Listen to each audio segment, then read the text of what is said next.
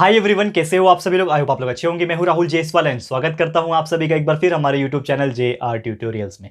Friends, आज again आपके सामने एक मोस्ट इंपॉर्टेंट सीटी का वीडियो लेकर आ चुका हूं दोस्तों, जिसमें आज के दिन हम लोग पढ़ने वाले हैं सीटी का जो आज सब्जेक्ट है वो है दोस्तों ज्योग्राफी सब्जेक्ट का चैप्टर नंबर 3 आपके लिए लेकर आ गए हैं, जिसका नाम है दोस्तों फिजियोग्राफी एंड ड्रेनेज। तो फाइनली हम लोग थर्ड चैप्टर पे आ चुके हैं, फिजियोग्राफी एंड ड्रेनेज का। आज हम पढ़ेंगे मोस्ट इंपॉर्टेंट 10 एमसीक्यूज। तो आपको आज मैं पढ़ाने वाला हूं 10 एमसीक्यूज, जिसके ऑप्शंस भी आपको दिखेंगे और साथ ही में उसका एक्सप्लेनेशन क्या है एंड कैसे आप आइडेंटिफाई कर सकते हो, ये सभी चीज पता चलने वाला है। और एक चीज आप लोग से यह है कि आप देख सकते हो यहां पे कि आज डे 6 है, यानी कि इसके पहले डे 5 तक हमने लगातार आपके लिए वीडियोस अपलोड किए हैं सीटी के लिए। और बाकी जो स्टैंडर्ड्स के जो बाकी सब्जेक्ट्स है वो तो हम लोग रेगुलर पैटर्न में चल ही रहा है हमारा, यानी कि ऑलमोस्ट देखा जाए तो हर दिन सीटी के लिए स्पेशली हम लोग 4 वीडियोस डेली अपलोड कर रहे हैं हर सब्जेक्ट के हिसाब से। तो आप इसके पहले तक हमने क्या क्या वीडियोस बना लिया है सीटी के लिए, तो आप उसको चेक करना चाहते हो तो प्लेलिस्ट हमने क्रिएट किया हुआ है। आप हमारे चैनल के अंदर एंटर हो जाना, प्लेलिस्ट के अंदर आप जाओगे तो आपको बहुत सारी चीजें देखने मिल जाएगी। सब्जेक्ट के हिसाब से हमने पूरा प्लेलिस्ट तैयार किया है, आपको देखने मिल जाएंगे। बहुत सारे एमसीक्यूज ऑलरेडी हमने बना दिए हैं अलग अलग सब्जेक्ट के अलग अलग चैप्टर्स के हिसाब से, तो प्लीज जाइए देखिए। और साथ ही में आप लोग से रिक्वेस्ट यही है कि वीडियोस को ज्यादा से ज्यादा शेयर करना उन स्टूडेंट्स तक जो सीटी का एग्जाम प्रिपेयर कर रहे हैं। यार बहुत लोगों को पता नहीं चल रहा है कि यार कैसे प्रिपेयर किया जाए। बहुत सारे स्टूडेंट्स आज भी मैसेज करते हैं कि सर हमें समझ में नहीं आ रहा है, पूरा का पूरा चैप्टर पढ़ेगा। पूरा नहीं पढ़ने की जरूरत है, सिर्फ 10 से 15 एमसीक्यूज हर चैप्टर का पढ़ के जाओ। उसमें से अगर बहुत सारी चीजें आ जाएगी तो बहुत अच्छी बात है, लेकिन उसमें से ही बहुत सारे ऐसे क्वेश्चंस आएंगे जो रिलेटेड रहेंगे, तो आपको हेल्प हो जाएगा। ठीक है, क्योंकि अभी ऐसा टाइम है कि 20 दिन 15 दिन टाइम बचा है, उसमें आप नहीं कर सकते हर चीज। तो जितना आपको मिल रहा है यहाँ पे हम अपनी तरफ से एफर्ट्स लगाने के लिए तैयार है, लेकिन आप अपनी तरफ से एफर्ट्स लगाओ, हमारे सिर्फ वीडियो देख लो उतना इनफ हो जाएगा। और थोड़ा सा प्रैक्टिस कर लेना, बस इतना ही आपको मैं बोलना चाहूंगा। ठीक है, तो अभी आपको 10 एमसीक्यूज के वीडियोस दिखेंगे स्क्रीन के ऊपर, आपको दिख जाएगा 10 एमसीक्यूज। तो आप लोग से रिक्वेस्ट है प्लीज इसको अच्छे से समझो और जितना हो सके उतना कंसेप्चुअल नॉलेज क्लियर करो और उतना वीडियो को शेयर भी कर देना। ठीक है, तो अभी आपको स्क्रीन पे दिखेगा एमसीक्यूज।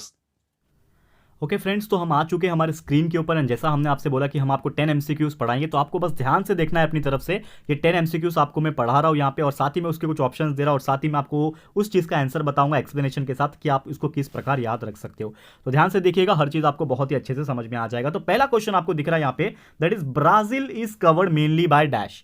यानी कि जो ब्राजील है, आपको पता है इस चैप्टर के अंदर बेसिकली हमने दो ही चीज कंट्री के बारे में पढ़ा है, ब्राजील और इंडिया के बारे में। और इसके पहले का चैप्टर तो पूरा वही था, ब्राजील एंड इंडिया का लोकेशन एंड एक्सटेंड के बारे में था, जो कि हमने ऑलरेडी वीडियो बना दिया है उसके ऊपर। लेकिन इस चैप्टर के हिसाब से बात करें कि जो ब्राजील है वो मेनली किसके द्वारा कवर किया गया है, प्लेन्स द्वारा कवर किया है कि हाईलैंड द्वारा कि माउंटेन्स द्वारा, हिल्स द्वारा। तो हमने पढ़ा था चैप्टर के दौरान कि जो ब्राजील है ये सबसे ज्यादा इसमें पाया जाता है दोस्तों हाईलैंड्स। ठीक है, तो आपका आंसर हो जाएगा हाईलैंड्स। तो Brazil is mainly covered by highlands. ठीक है, याद रहेगा, क्लियर है दोस्तों। चलते हैं सेकंड क्वेश्चन की तरफ। The chhola king constructed dam on the river और डैश। यानी कि जो छोला किंग था, छोला डायनेस्टी जब हुआ करता था हमारे इंडिया में, थोड़ा सा हिस्ट्री रिलेटेड क्वेश्चन है लेकिन इसी चैप्टर से रिलेटेड है। तो जो छोला डायनेस्टी किंग हुआ करते थे, उन्होंने एक डैम को कंस्ट्रक्ट किया था, डैम को बनाया था। तो कौन सी नदी के किनारे उन्होंने ये डैम को बनवाया था? पहला ऑप्शन है कावेरी, दूसरा है नर्मदा, तीसरा है गंगा, चौथा है कृष्णा। तो आपका सही जवाब है छोला डायनेस्टी के दौरान कावेरी नदी में काफी ज्यादा हलचल हुई थी एंड काफी ज्यादा कंस्ट्रक्शन का काम भी हुआ था। इसका मतलब साफ है कि कावेरी नदी के किनारे ही इस छोला किंग ने डैम को कंस्ट्रक्ट किया था। तो आपका ऑप्शन नंबर ए कावेरी नदी इसका आंसर हो जाएगा। तो याद रखना, जब भी छोला किंग की बात होगी, डैम की बात होगी, तो कावेरी नदी आपको याद रखना है। क्लियर है दोस्तों? तो उम्मीद करता हूं कि ये क्वेश्चन भी आपको समझ में आ गया होगा। चलते हैं थर्ड क्वेश्चन की तरफ। The dash is the one of the young फोल माउंटेन्स इन द वर्ल्ड। और मैं आपको बता दूं इसका जवाब, आपको तुरंत इसका जवाब आ जाएगा यंग फोल्ड माउंटेन। तो फोल्ड माउंटेन आपको मैंने पढ़ाया था, दैट इज उसमें सबसे ज़्यादा फेमस नाम जो आता है हमारे इंडिया की बात करूं तो वो आता है हिमालय। और सबसे यंग फोल्ड माउंटेन इसलिए कहा गया है क्योंकि सबसे लेट, यानी कि अगर पूरे जितने भी माउंटेन रेंजेस तैयार हुए हैं उसमें से सबसे लेट हमारा हिमालय ही तैयार हुआ है। यानी कि इसका सही जवाब हो जाएगा, ऑप्शन में भी आप देख पाओगे हिमालय। तो हिमालयन रेंज जो है, हिमालय जो है, ये सबसे यंग फोल्ड माउंटेन माना जाता है पूरे के पूरे वर्ल्ड में। तो आपका option number C is the correct answer.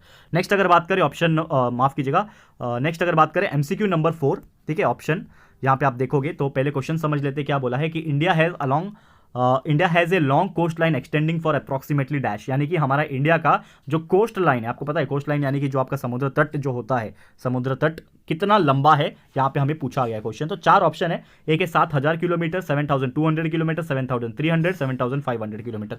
तो हमारा इंडिया का जो कोस्ट लाइन है आपको पता है बहुत ही ज़्यादा डीप में फैला हुआ है, पूरे साउदर्न साइड आप देखोगे पूरा का पूरा हमारा इंडिया का कोस्ट लाइन फैला हुआ है। तो इसका जो सही जवाब आएगा वो आएगा सबसे ज़्यादा किलोमीटर जो आपको दिख रहा है इसके अंदर, जो कि है दोस्तों 7500 किलोमीटर। तो यानी कि आपको याद रखना है कि इंडिया का जो कोस्ट लाइन है वो कितना बड़ा है, 7500 किलोमीटर लंबा है। तो ये आपको याद रखना है। क्लियर है, याद रहेगा, India has a long coast line of approximately 7500 kilometre, जो कि बहुत बड़ा होता है। नेक्स्ट अगर बात करें फिफ्थ एमसीक्यूज का, तो पढ़ते question, the western part of the north Indian plains is occupied by the desert known as dash. तो नॉर्थ इंडियन प्लेन में आप देखोगे हमारा, अगर आप नक्शा अगर देखोगे तो ये जो पार्ट है हमारा, इधर वाला जो पार्ट है यहाँ पे, यहाँ आपको पता है राजस्थान आता है, तो राजस्थान ये क्या है, नॉर्थ इंडियन प्लेन्स में आ जाता है, और वहाँ पे एक फेमस डेजर्ट भी है, ठीक है ना। आपको पता है हमारे राजस्थान में एक बहुत ही वर्ल्ड फेमस डेजर्ट माना जाता है और सभी जानते हैं उसका नाम, जो कि है थार डेजर्ट। तो इसका आंसर भी सही जवाब हो जाएगा थार डेजर्ट, यानी कि हमारे वेस्टर्न पार्ट में नॉर्थ इंडियन प्लेन्स में जो डेजर्ट है सबसे बड़ा जो ऑक्युपाई करके रखा है वो है थार डेजर्ट। याद रहेगा दोस्तों, राजस्थान की बात आएगी, नॉर्थ इंडियन प्लेन्स की बात आएगी, वेस्टर्न पार्ट्स की बात आएगी, तो थार डेजर्ट आपको याद रखना है। नेक्स्ट क्वेश्चन बात करें, सिक्स्थ क्वेश्चन ये है, which is the highest peak of Brazil. ये भी बहुत ही ज्यादा पूछे जाने वाला क्वेश्चन है कि ब्राजील में सबसे ऊंची जो टेकड़ी होती है, पीक जो होती है, वो कौन सी है। तो यहां पे ऑप्शन है, पैरा है, पिको डे नेब्लिना है, अमापा है, अमेजोन है। अमेजोन तो नदी हो गया, अमापा एक जगह का नाम है, पैरा भी शायद जगह का नाम है, लेकिन पिको डे नेब्लिना जो है ये एक पीक का नाम है, तो ऑब्वियसली यही आंसर है। तो ब्राजील की सबसे ऊंची चोटी जो होगी, सबसे ऊंची जो टेकड़ी होगी वो क्या होगी दोस्तों, पीक जो होगा, हाईएस्ट पीक जो होगा वो होगा पिको डे नेब्लिना। देखो खतरनाक नाम है लेकिन नाम याद रखना है, पिको डे नेब्लिना आपको याद रखना है, ब्राजील का सबसे ऊंचा पहाड़, ठीक है ना, पीक। फिर नेक्स्ट क्वेश्चन है, सेवेंथ क्वेश्चन की बात करें, Brazil has a coast line of about dash. देखो अभी अभी मैंने इंडिया का बताया था आपको, तो इंडिया का कोस्ट लाइन आपको याद होगा 7500 किलोमीटर था, ठीक है ना। तो ब्राजील से जस्ट थोड़ा ही छोटा है, अगर हम बात करें, सॉरी, इंडिया जो है ब्राजील से जस्ट थोड़ा ही छोटा है, तो इसका जो सही जवाब है दोस्तों वो है 7400 किलोमीटर, यानी कि जो ब्राजील का जो कोस्ट लाइन है वो अप्रॉक्सीमेटली कितना है, 7400 किलोमीटर है। तो आपको याद रखना है कि इंडिया का कितना है, 7500 किलोमीटर कोस्ट लाइन, ब्राजील का कितना है, 7400। याद रहेगा दोनों चीज, 7500 7400, इंडिया और ब्राजील, इस प्रकार आपको याद रखना है, कभी भी कोई परेशानी नहीं होगी। 8 क्वेश्चन की बात करें, the Amazon basin is quite wide in the west about dash. यानी कि जो अमेजॉन बेसिन आपको पता है पूरा वर्ल्ड का सबसे बड़ा एक तरीके से रेन फॉरेस्ट माना जाता है अमेजॉन को, तो अमेजॉन का जो बेसिन है वो बहुत ही चौड़ा है। तो चौड़ा जो है वेस्ट के हिसाब से वो कितना चौड़ा है, यहाँ पे 4 ऑप्शन दिए हैं, तो बहुत ही ज्यादा चौड़ा है, यानी कि सबसे ज्यादा चौड़ाई जो जिसकी रहेगी वही उसका आंसर होगा। लेकिन ऐसा इसका मतलब ये नहीं है ना कि ऑप्शन में जितना सबसे ज्यादा जो दिख रहा है वही उसका आंसर होगा। यहाँ पे लॉजिकली यहाँ पे बात करूं तो आपको याद रखना है कि जो अमेजॉन बेसिन है ये सबसे बड़ा है, वाइड है, चौड़ा है वेस्ट की तरफ, जो कि होता है लगभग 1300 किलोमीटर के आसपास, 1300 किलोमीटर इसकी चौड़ाई है। तो अमेजॉन का जो बेसिन है लगभग 1300 किलोमीटर चौड़ा है, 1300 किलोमीटर वाइड है, ऐसा आपको याद रखना है। क्लियर है, याद रहेगा दोस्तों। चलते हैं नेक्स्ट क्वेश्चन की तरफ। 9th क्वेश्चन जो आपको दिख रहा होगा स्क्रीन के ऊपर, dash is the large coastal island located between the mouths of the river Amazon and the river Tocantins. तो आपको याद रखना है कि अमेजॉन रिवर और टोकैंटिन रिवर, इनके बीच में एक बहुत ही बड़ा लार्ज कोस्टल आइलैंड लोकेटेड है, और वो आइलैंड का क्या नाम है। तो आपको पूछा है यहाँ पे, ये बहुत ही इंपॉर्टेंट क्वेश्चन है, आपको याद रखना है। तो इसका सही जवाब है दोस्तों मराजो। तो मराजो एक ऐसा आइलैंड है जो कि अमेजॉन रिवर और टोकैंटिन रिवर के बीच में एक ऐसा आइलैंड है जो सिचुएटेड है, बहुत ही बड़ा कोस्टल आइलैंड है जो कि अमेजॉन रिवर और टोकैंटिन रिवर के बीच में सिचुएटेड है, लोकेटेड है, ये आपको याद रखना है, मराजो आइलैंड, ठीक है, याद रहेगा। चलते हैं आज के आखिरी क्वेश्चन 10th क्वेश्चन की तरफ, जो कि पूछा है, the river Ganga originates from which glacier. ये बहुत ही फेमस सवाल है लेकिन ईजी भी है।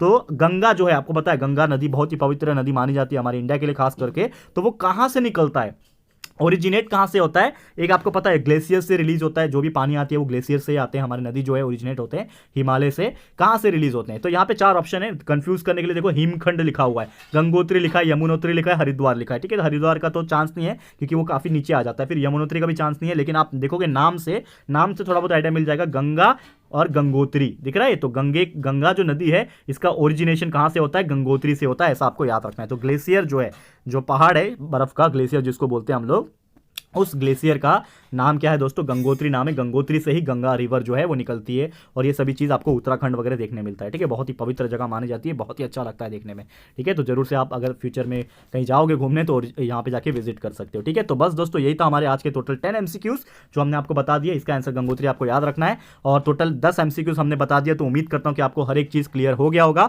और आज के 10 MCQs आप अगर पढ़ लेते हो, समझ लेते हो, और इसके रिलेटेड जो भी क्वेश्चन है उसको समझ लेते हो, तो डेफिनेटली अगर आपके CET एग्जाम में कोई भी सवाल इस क्वेश्चन इस चैप्टर में से पूछे जाएंगे तो डेफिनेटली आप उसका जवाब दे पाओगे, ठीक है दोस्तों। तो बस आज का लेक्चर इतना ही था, उम्मीद करता हूं कि आपको अच्छा लगा होगा। अगर आपको ये वीडियो पसंद आया दोस्तों तो प्लीज वीडियो को लाइक कीजिएगा एंड शेयर जरूर से कर देना, अपने सारे फ्रेंड्स और रिलेटिव्स को शेयर करो एंड बता दो दोस्तों यार कि कितना मेहनत से हम आपके लिए हर रोज CET के वीडियोस 4 to 5 वीडियोस अपलोड कर रहे हैं। तो प्लीज उन तक ये वीडियो जरूर से शेयर कर देना। एंड साथ ही में दोस्तों अगर आपने अभी तक इस चैनल को सब्सक्राइब नहीं किया है तो फटाफट से चैनल को सब्सक्राइब भी कर देना, एंड साथ में एक बेल आइकन होता है उसको प्रेस कर देना, ताकि फ्यूचर में हम कोई भी वीडियोस को अपलोड करेंगे तो आप लोग को नोटिफिकेशन मिलती रहेगी। ठीक है फ्रेंड्स, तो मिलते हैं हमारे अगले वीडियो में। ये वीडियो देखने के लिए thank you and good bye.